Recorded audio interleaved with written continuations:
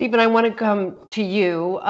Recently, Marjorie Taylor-Greene was banned from Twitter for her comments about COVID misinformation. Obviously, former President Donald Trump was banned from a variety of social media platforms. I want to ask you, were those, in your view, were those necessary actions, or is that a step towards censorship? Well, I mean, I don't think there's any question that it is a step towards censorship. I mean, that is what they're doing. In effect, they're saying we are not going to permit these views on our platforms. But deplatforming is something very different when you're talking about private companies. Twitter has every right to deplatform Donald Trump or Marjorie Taylor-Greene or whomever. Facebook has a right to monitor what's being the conversations that are being had on its platform, Meta. Um, and I think that's to me that's very clear. That's part of this, and all of the murkiness around these issues these days, and the reason that we're having this conversation.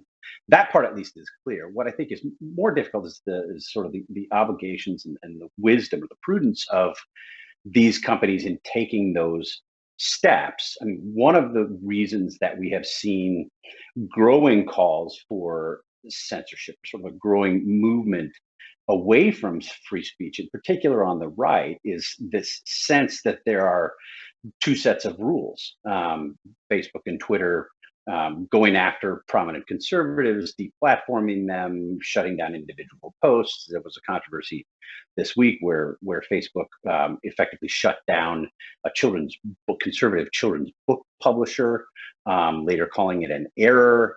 And I think for a lot of conservatives, not unreasonably, they see these kinds of mistakes or errors in all heading in the same direction, or usually heading in the same direction.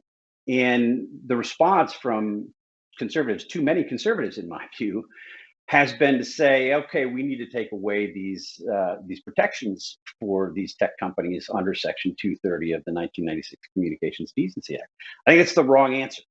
But there's a reason that you're hearing it more and more from conservatives. I would say there is a sort of a parallel move. I mean, they're not the same, and I don't want to directly compare them, but you've seen, I think, a fraying of the free speech coalition on the left as well. If you look at the kinds of things that have been coming out of the ACLU, for instance, the ACLU seems today to be as devoted to kind of promoting wokeism as it does to promoting the kinds of core civil liberties like free speech that the ACLU had been for decades known to promote. And I think that's the concern: is you have these two groups, one on the right, one on the left, both making similar arguments for opposite outcomes in some ways, but that could lead to the same kinds of conclusions. And I think that would be less speech.